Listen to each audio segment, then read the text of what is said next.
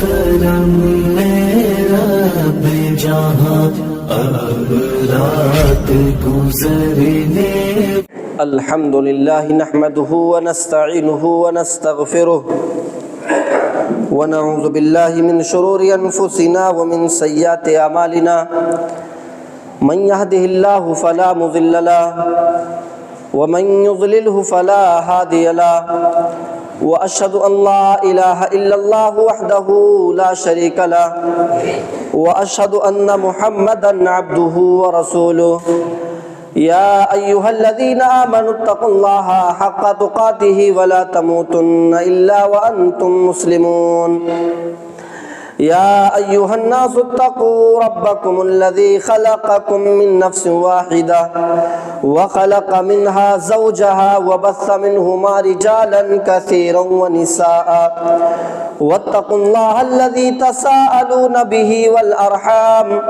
إن الله كان عليكم رقيبا يا أيها الذين آمنوا اتقوا الله وقولوا قولا سديدا يصلح لكم أعمالكم ويغفر لكم ذنوبكم ومن يطع الله ورسوله فقد فاز فوزا عظيما أما بعد فإن خير الحديث كتاب الله وخير الحدي حدي محمد صلى الله عليه وسلم وشر الأمور محدثاتها وكل محدثة بدع وكل بدعة ضلالة وكل ضلالة في النار فأعوذ بالله السميع العليم من الشيطان الرجيم بسم الله الرحمن الرحيم وَلَقَدْ خَلَقْنَا الْإِنسَانَ وَنَعْلَمُ مَا تُوَسْوِسُ بِهِ نَفْسُهُ وَنَحْنُ أَقْرَبُ إِلَيْهِ مِنْ حَبْلِ الْوَرِيدِ إِذْ يَتَلَقَّى الْمُتَلَقِّيَانِ عَنِ الْيَمِينِ وَعَنِ الشِّمَالِ قَعِيدٌ مَا يَلْفِظُ مِنْ قَوْلٍ إِلَّا لَدَيْهِ رَقِيبٌ عَتِيدٌ وَجَاءَتْ سَكْرَةُ الْمَوْتِ بِالْحَقِّ ذَلِكَ مَا كُنْتَ مِنْهُ تَحِيدُ ونفخ في الصور ذلك يوم الوعيد وجاءت كل نفس معها سائق وشهيد لقد كنت في غفلة من هذا فكشفنا عنك غطاءك فبصرك اليوم حديد وقال قرينه هذا ما لدي عتيد ألقيا في جهنم كل كفار عنيد مناع للخير معتد مريب الذي جعل مع الله إلها آخر فألقياه في العذاب الشديد قال قرينه ربنا ما أطغيته ولكن كان في ضلال بعيد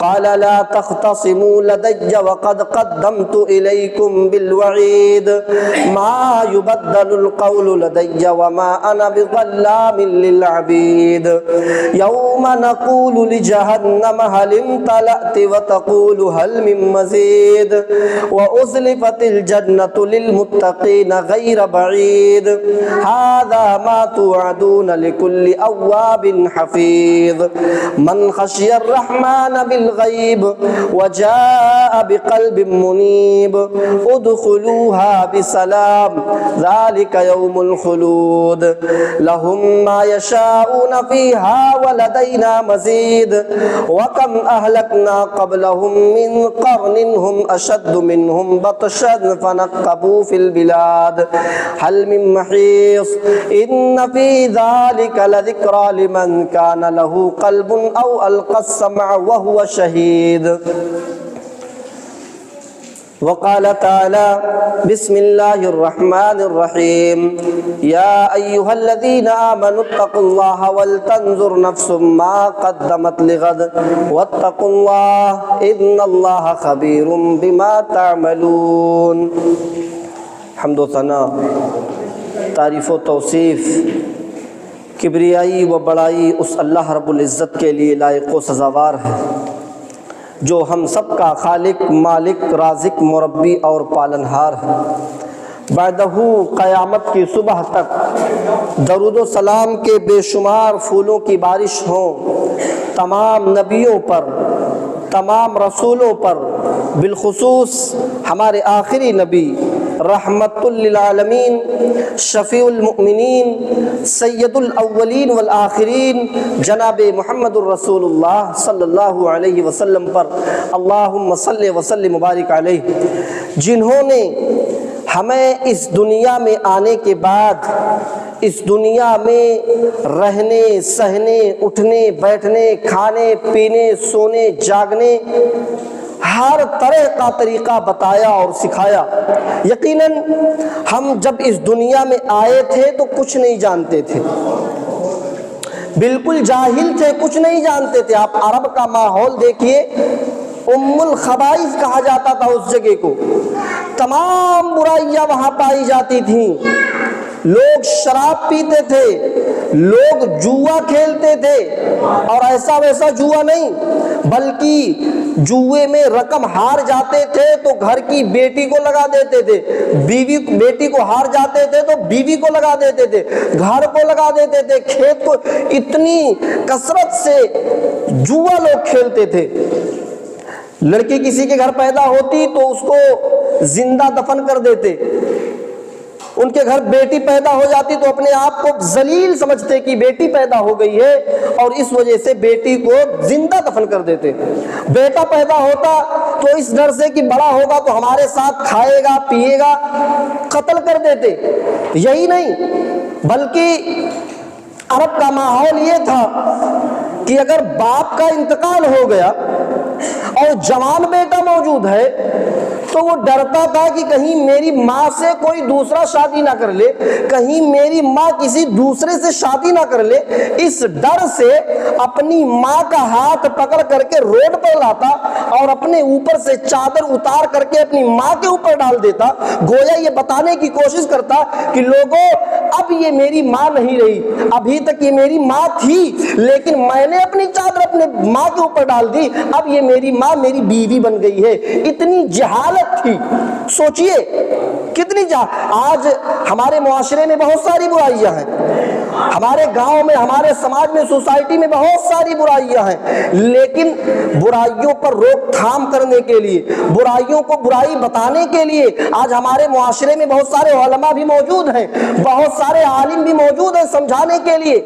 آپ دیکھیے معاشرے میں ہزاروں برائیاں ہیں تو سمجھانے کے لیے بتانے کے لیے ہزاروں عالم موجود ہیں، لیکن اتنے عالم ہونے کے بعد جبکہ بڑے بڑے مدرسے بھی چلا رہے، دینی کام بھی ہو رہے، سارے کام اپنی جگہ، لیکن اتنے عالم ہونے کے بعد برائیوں پر کتنا کنٹرول کر پائے ہیں؟ آپ اگر نتیجہ نکالیے تو معاشرے سے ابھی ایک برائی جو شادی بیاہ میں غیر اسلامی رسم و رواج ہے، ابھی اتنے سارے علماء مل کر کے ایک برائی ختم نہیں کر پا رہے ہیں جس کو ہم جہیز کے نام پر جانتے، ایک برائی نہیں ختم کر پائے معاشرے سے۔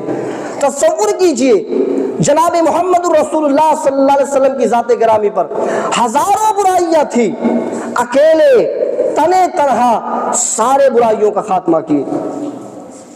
شراب کا حرمت کا اعلان کیا، لوگوں نے شراب چھوڑ دیا، حرام شادیاں روک دی گئی، خانہ کعبہ میں 360 بت رکھے ہوئے تھے، اللہ کے نبی حضرت علی کے کعبے پر سوار ہو کر کے ایک ایک بت کو گراتے جاتے اور کہتے جاتے جاء الحق وزهق الباطل ان الباطل کان زہوقا، جاء الحق وزهق الباطل ان الباطل کان زہوقا، حق آ گیا اور باطل مٹ گیا، اور باطل تو مٹنے ہی والا تھا، حق آ گیا اور باطل مٹ گیا، اور باطل تو مٹنے ہی والا تھا۔ ایک ایک بت کو گراتے چلے گئے اور شرک کا خاتمہ ہو گیا۔ شراب لوگ اتنے زیادہ پیتے تھے، لیکن جب نبی اکرم نے شراب کی حرمت کا اعلان کیا تو لوگوں نے اپنے گھروں میں جو مٹکے بھر بھر کر کے شراب رکھے تھے، لوگ پورے شراب کے مٹکے سڑک پر اور روڈ پر پھینک دیے۔ انسائکلوپیڈیا برٹانیکا کا کرسچن رائٹر کہتا ہے کہ جب نبی اکرم نے شراب کی حرمت کا اعلان کیا تو نبی اکرم کی اس دعوت پر لوگوں نے اتنا عمل کیا کہ جو پرانی شرابیں اپنے گھروں میں رکھے ہوئے تھے وہ پورے کے پورے شراب نالیوں میں پھینک دیا، اور ایسا لگتا جیسے سیلاب آ گیا ہو، جیسے پانی کا باندھ ٹوٹ گیا ہو، سمندر پھٹ گیا ہو۔ جس طریقے سے باڑھ آتی ہے تو پانی ہی پانی نظر آتا ہے۔ نبی اکرم نے جب شراب کی حرمت کا اعلان کیا تو لوگوں نے اپنے گھروں سے اس طریقے سے شراب پھینک دیا کہ سڑکوں پر شراب بہ رہا تھا۔ اتنا زیادہ نبی اکرم کی دعوت پر لبیک لوگوں نے کہا۔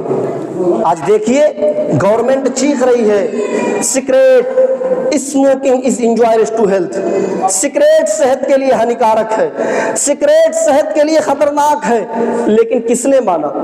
کون مان رہا ہے سگریٹ؟ جبکہ سگریٹ کے پاؤچ پر آپ پیکٹ جب دیکھیں گے تو اس پر تصویر چھپی ہوتی ہے کینسر کی، سڑی ہوئی بیماری کی، ڈبی کو دیکھو تو گھن آ جاتا ہے۔ کتنا خطرناک بیماری گورنمنٹ چھاپ کر کے دے رہی ہے کہ اس کو پیو گے تو ایسی بیماری لگ سکتی ہے، لیکن آج کون مان رہا ہے؟ 15 20 سال کے بچے پی رہے ہیں۔ اب آپ کہو گے چپ رہو مولانا، ہم کیوں نہیں پیئیں گے؟ بڑے بڑے ملا مولوی بھی تو پیتے ہیں۔ بہت آسانی سے لوگ کہہ دیتے ہیں ارے چپ رہو یار، بڑے بڑے مولانا بھی پیتے ہیں تو ہم کیوں نہ پیئیں؟ یار یہ مولانا کوئی دلیل ہے کیا؟ پتہ نہیں لوگ کیوں کہہ جاتے ہیں چپ رہو یار، مولانا صاحب پکچر دیکھتے ہیں، مولانا صاحب گانا سنتے ہیں تو ہم کیوں نہ سنیں؟ مولانا کے قبر میں آپ جاؤ گے کیا؟ بڑی آسانی، چپ رہو، بڑے بڑے مولانا کرتے ہیں۔ اچھا آپ، یہ ہمارا گاؤں ہے، بہت سارے لوگ ہمارے گاؤں کے سعودیہ میں رہتے ہیں، بہت سارے لوگ سعودیہ سے ریٹرن بھی ہیں۔ آپ ان سے پوچھئے کون سا ایسا گناہ ہے جو ہمارے انڈیا میں ہو رہا ہے سعودیہ میں نہیں ہو رہا ہے؟ تو کیا سعودیہ ہمارے لیے دلیل نہیں ہے؟ ہمارے لیے دلیل نہ کوئی مولانا ہے نہ سعودیہ ہے، بلکہ ہمارے لیے دلیل رب کا قرآن ہے اور جناب محمد الرسول اللہ صلی اللہ علیہ وسلم کا فرمان ہے۔ ہمیں اسی چیز کو ماننا ہے، کسی ملا مولوی کو نہیں ماننا ہے کہ مولانا صاحب پیتے تو ہم بھی پیتے ہیں، پیئیں گے۔ حضرت عمر فاروق نے کبھی کہا تھا کہ لوگوں امیر ہیں، آپ کو بتا دوں عمر فاروق کون ہے؟ عمر فاروق 22 لاکھ مربع میل پر حکومت کرنے والے لوگوں کے امیر ہے، خلیفہ ہے، منسٹر ہے، اور کیا کہہ رہے ہیں لوگوں؟ اگر میں خلیفہ ہوں، میں اگر کوئی کام تمہیں قرآن و حدیث کے خلاف کرنے کے لیے کہوں تو تم میرا کیا کرو گے؟ آپ سمجھ گئے نا کون ہے؟ امیر ہے، منسٹر ہے، خلیفہ ہے۔ کیا کہہ رہے ہیں کہ اگر میں کوئی کام تم لوگوں کو قرآن و حدیث کے خلاف کرنے کے لیے کہوں تو تم میرا کیا کرو گے؟ ایک نوجوان اٹھا اور کہنے لگا عمر تیری تلوار چھین کر کے تیری گردن اڑا دوں گا۔ سوچئے کیسی بہادری تھی، کیسا جرأت مندانہ انداز تھا۔ امیر کو، خلیفہ کو، منسٹر کو کہہ رہے ہیں کہ عمر اگر تو بھی کوئی کام قرآن و حدیث کے خلاف کرنے کو کہے گا تو تیری ہی تلوار چھین کر کے تیری ہی گردن مار دوں گا۔ اور آج پتہ نہیں لوگ کیوں حساب و کتاب کے نام پر اتنا چڑھتے ہیں، پتہ نہیں کیوں لوگ اتنا چڑھتے ہیں۔ نظر ڈالو عمر فاروق کی سیرت پر، منبر پر کھڑے ہیں، خطبہ دے رہے ہیں، ان الحمدللہ نحمدہ ونستعینہ ونستغفرہ۔ خطبے کے درمیان سے ایک نوجوان اٹھا اور کہتا ہے عمر ابھی خطبہ دینا شروع مت کر، آئے عمر رک جا، ابھی خطبہ دینا بند کر۔ عمر فاروق رک گئے، خاموش ہو گئے۔ پوچھتے نوجوان بتا تو کیا پوچھنا چاہتا ہے؟ وہ نوجوان کہتا عمر میں تجھ سے ایک سوال پوچھنا چاہتا ہوں، پہلے تم میرے سوال کا جواب دے، اس کے بعد خطبہ شروع کر۔ عمر فاروق نے کہا بتا تو کیا سوال پوچھنا چاہتا ہے، تو اپنا سوال بتا۔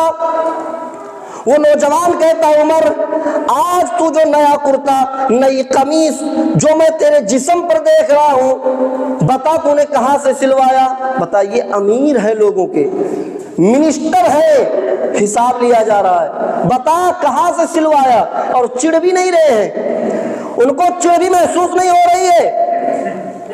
کیا کہا؟ آئے عمر بتا تو جو تیرے جسم پر نیا کرتا، نئی قمیص جو میں دیکھ رہا ہوں، یہ تو نے کہاں سے سلوایا؟ لوگوں کا امیر ہے، کہیں ایسا تو نہیں امانت میں خیانت کر رہا ہے؟ مسلمانوں کی امانت میں خیانت کر کے تو سلوا رہا ہے، پہن رہا ہے؟ حساب دے پہلے اس چیز کا۔ عمر فاروق نے اپنے بیٹے کو کھڑا کیا، میرے بیٹے اٹھو اٹھو، ذرا ان نوجوان کو اس قمیص کی، اس کرتے کی صفائی پیش کر دو۔ عمر فاروق کا بیٹا اٹھتا ہے اور کہتا ہے لوگوں سنو، اے نوجوان تم بھی سن لو، بیت المال میں چادر آئی تھی اور وہ چادر سب کو ملا تھا، سب میں بٹا تھا، سب میں تقسیم ہوا تھا۔ اس میں میرے باپ کا بھی حصہ تھا، میرے ابو کو بھی ایک چادر ملی تھی، میرے ابو نے اسی چادر کا اپنا کرتا اپنا قمیص بنا لیا۔ اتنا حساب دے کر کے بیٹا بیٹھ گیا۔ عمر فاروق اس نوجوان سے پوچھتے ہیں، نوجوان بتا تیرا دل مطمئن ہوا کہ نہیں؟ اگر تیرا دل مطمئن ہوا تو پھر میں خطبہ دینا شروع کروں، اور اگر تیرا دل مطمئن نہیں ہوا تو محمد الرسول اللہ صلی اللہ علیہ وسلم کے منبر پر قدم رکھنے کی عمر کو کوئی ضرورت نہیں ہے، بتا دل مطمئن ہوا کہ نہیں؟ وہ کہتا ہے عمر ابھی نہیں، میرا دل مطمئن نہیں ہوا، میرے دل کو سکون نہیں ملا، کیونکہ ایک چادر تجھے بھی ملی تھی، ایک چادر مجھے بھی ملی تھی۔ میں اپنی وہ چادر لے کر کے ٹیلر کے پاس گیا، درجی کے پاس گیا، درجی نے کپڑا ناپا، چیک کیا، میرا ناپ لیا، تو درجی نے منع کر دیا کہ اتنے کم کپڑے میں تمہارا کرتا نہیں بنے گا۔ سوچو، تم تو مجھ سے زیادہ ہٹے کٹے ہو، ہم سے زیادہ موٹے لمبے ہو، چوڑے ہو، تم تو ہم سے زیادہ لمبے چوڑے اور کشادہ ہو، جب میں اتنا دبلا پتلا ہو کر کے اس چادر میں میرا کرتا میری قمیص نہیں بنی، تو سب سے زیادہ لمبا، سب سے زیادہ چوڑا، سب سے زیادہ کشادہ ہے، تیری کیسے ایک چادر میں کرتا اور قمیص بن گیا؟ حساب دو، امیر سے حساب لیا جا رہا ہے۔ عمر فاروق کا بیٹا پھر اٹھتا ہے اور کہتا ہے لوگوں سنو، بیت المال سے جو سب کو ایک ایک چادر ملی تھی تو میرے باپ کو ایک چادر ملی تھی، اور مجھے بھی ایک چادر ملی تھی، مجھے بھی ایک چادر ملی تھی۔ میرے باپ کے کپڑے میں 12 پیبند لگے ہوتے، مجھے برا لگتا کہ پیبند والا کپڑا پہن کر کے میرے ابو آفس میں بیٹھتے ہیں، میرے ابو لوگوں کے بیان کو سنتے ہیں، بیٹھتے ہیں 4 آدمیوں کے بیچ میں، اور میرے ابو کے کپڑے پر پیبند لگے تو مجھے برا لگتا، اس لیے میں نے اپنی بھی چادر اپنے باپ کو دے دی، اور میرے باپ نے اپنی اور میری چادر کو ملا کر کے اپنا کرتا اپنی قمیص بنا لی۔ مل گیا حساب، نوجوان بیٹھ گیا۔ عمر فاروق نے پوچھا نوجوان دل مطمئن ہوا کہ نہیں؟ اگر دل مطمئن ہوا تو پھر میں خطبہ دینا شروع کروں۔ وہ کہتا ہاں عمر، اب میرے دل کو سکون مل گیا، اب میرے دل کو اطمینان مل گیا، اب تم خطبہ دینا شروع کرو۔ سوچئے حساب لے رہے ہیں، لیکن عمر فاروق امیر ہیں، منسٹر ہے، خلیفہ ہے، لیکن چڑھ نہیں رہے کہ یہ معمولی انسان میرا جو 22 لاکھ مربع میل پر حکومت کرنے والا اس سے حساب نہیں، کوئی چڑھن نہیں، بلکہ اسی منبر پر کھڑے ہو کر کے حضرت عمر فاروق دعا کرتے ہیں، اے اللہ جب تک ایسے نوجوان دنیا میں موجود رہیں گے، اے اللہ جب تک ایسے نوجوان دنیا میں رہیں گے، عمر مسلمانوں کی امانت میں خیانت نہیں کر پائے گا، اے اللہ جب تک ایسے نوجوان دنیا میں رہیں گے، عمر مسلمانوں کی امانت میں خیانت نہیں کر سکتا۔ آج ہم دے دیں گے حساب۔ یہ جگر ہونا چاہیے، کلیجہ ہونا چاہیے میرے بھائیوں۔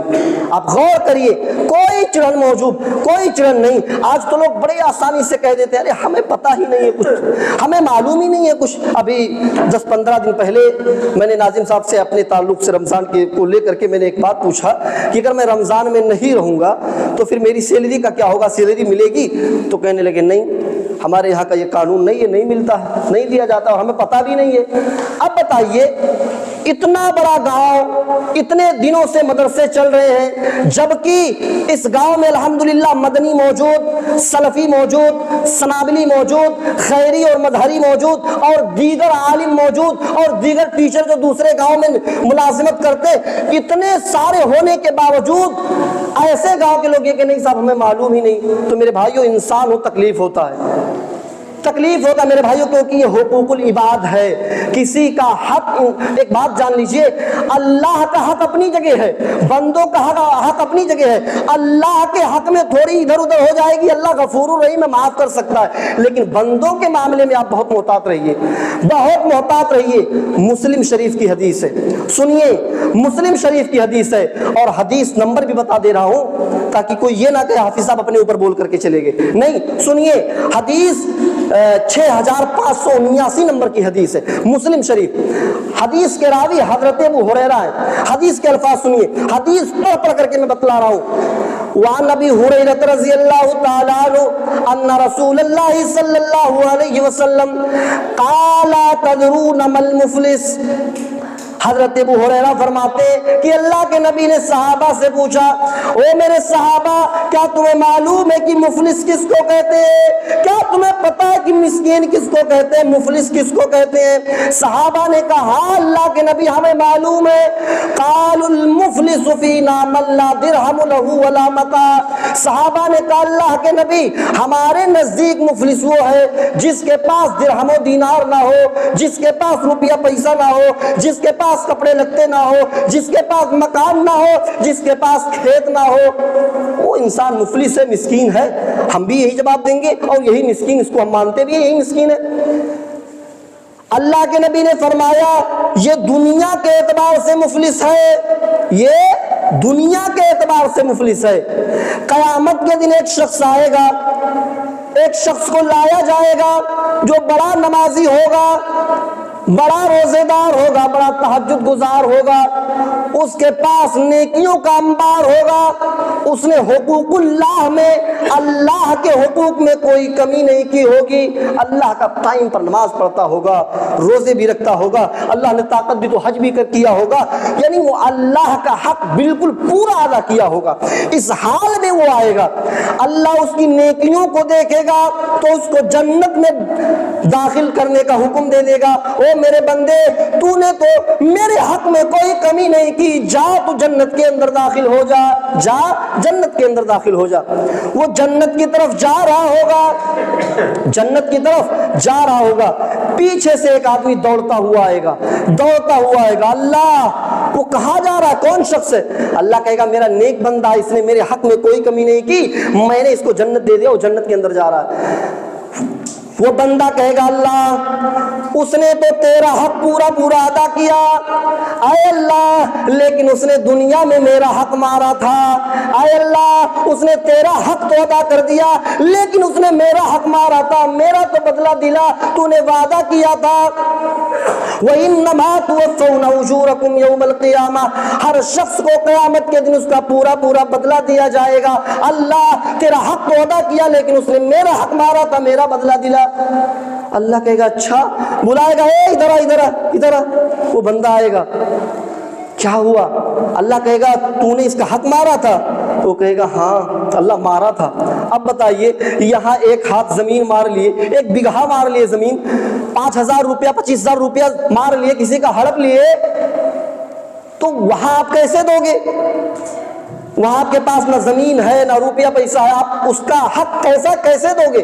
تو وہاں زمین اور جائیداد کچھ کام نہیں آئے گی، وہاں نیکیوں کی کرنسی چلے گی، نیکیوں کی، وہاں نیکیوں کی کرنسی چلے گی۔ اللہ کہے گا تو نے اس کا حق مارا تھا تو اس کے حق کی جتنی نیکیاں بنتی ہے اللہ اپنے نماز اور روزے میں سے نیکی دے، اس کو دے، اس کی نیکی اس کو دے دے گا۔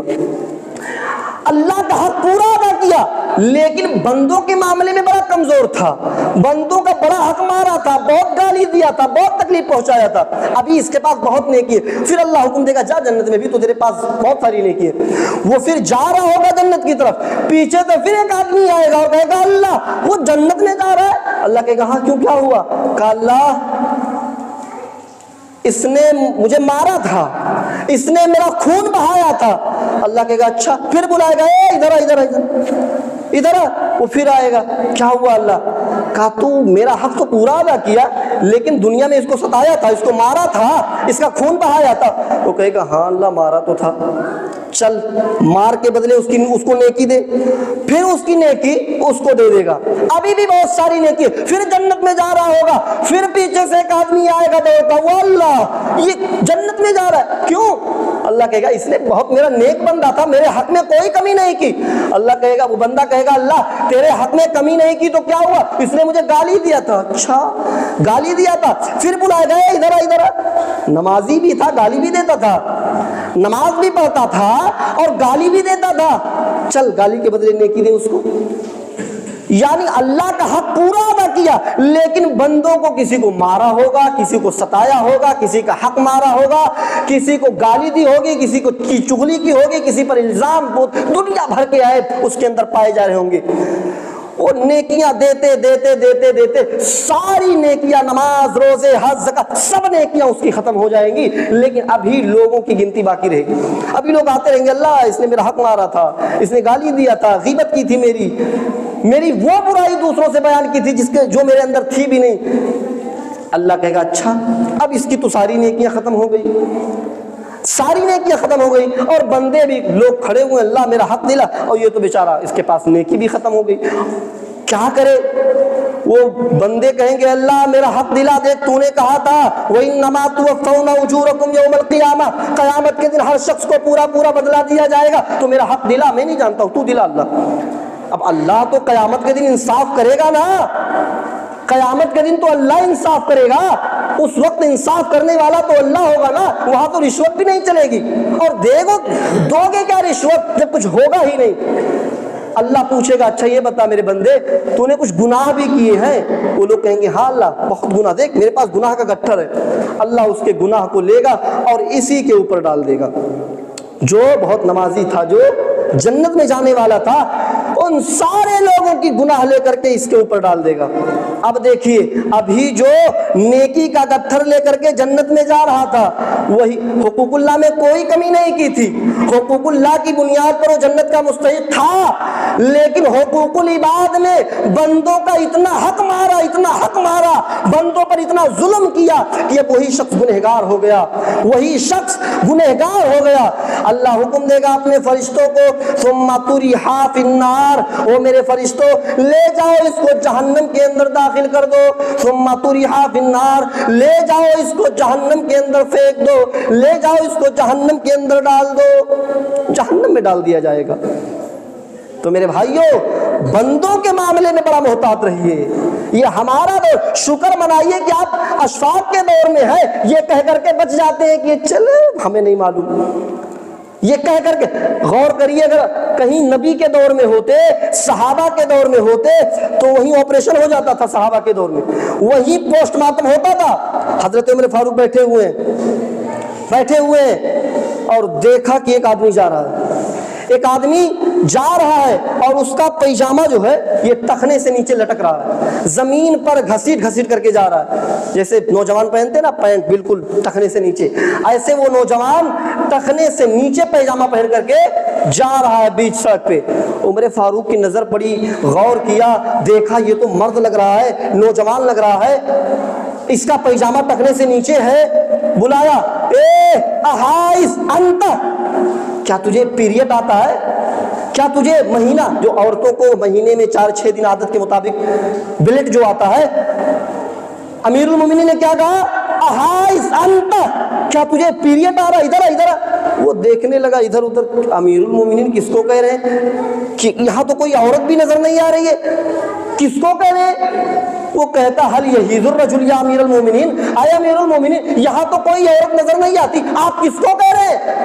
امیر المومنین نے کہا انتا کہہ رہا ہوں، انتے نہیں کہہ رہا ہوں، تجھے کہہ رہا ہوں، ادھر۔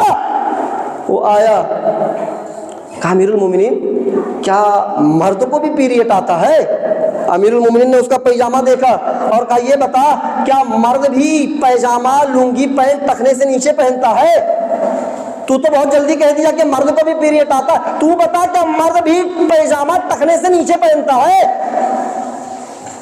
ٹخنے سے نیچے پیجامہ لنگی پینٹ پہننا یہ عورت کا کام ہے، عورت کا، اور تو مرد ہو کر کے عورت کا کام کر رہا ہے، ٹخنے سے نیچے پیجامہ پہن رہا ہے، تو پیریڈ آنا بھی عورت کا کام ہے، کیا تجھے نہیں آ سکتا ہے؟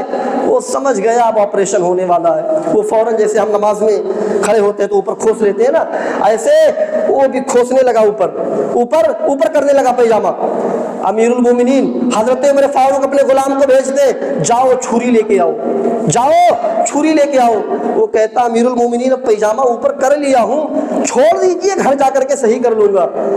حضرت عمر فاروق نے کہا یہ تم کہہ رہے ہو کہ گھر جا کر کے صحیح کر لوں گا، نبی کی حدیث تو یہ ہے کہ جس برائی کو دیکھو اپنے ہاتھ سے روکو، جس برائی کو دیکھو ہاتھ سے روکو، اور اگر ہاتھ سے نہیں طاقت ہے تو زبان سے روکو، اور زبان سے بھی نہیں طاقت ہے تو اس کو دل میں برا جانو، ذالک اضعف الایمان، یہ ایمان کا یہ سب سے کمزور درجے کا ایمان ہے کہ اس کو دل میں برا جانو۔ میں امیر ہوں، منسٹر ہوں، خلیفہ ہوں، میرے اندر پاور ہے، طاقت ہے، مجھے معلوم ہے کہ میں تیرا پیجامہ کاٹ دوں گا اپنے ہاتھ سے تو فتنہ نہیں ہوگا، فساد نہیں ہوگا، اور یہ اس حدیث پر عمل کر کے یہ ثواب میں لینا چاہتا ہوں۔ چنانچہ چھری آ گئی، چھری آ گئی، عمر فاروق نے کہا اللہ پیر اس نے بڑھایا، پیجامہ ٹخنے سے اوپر تک کاٹ دیا، دوسرا پیر لا، دوسرے پیر کا بھی پیجامہ اوپر تک کاٹ دیا اور کہا جا اب گھر جا کر کے صحیح کر لینا۔ صحیح کرنے کی بات کرتے تھے نا کہ گھر جا کے صحیح کر لوں گا، اب گھر جا کر کے صحیح کر لینا۔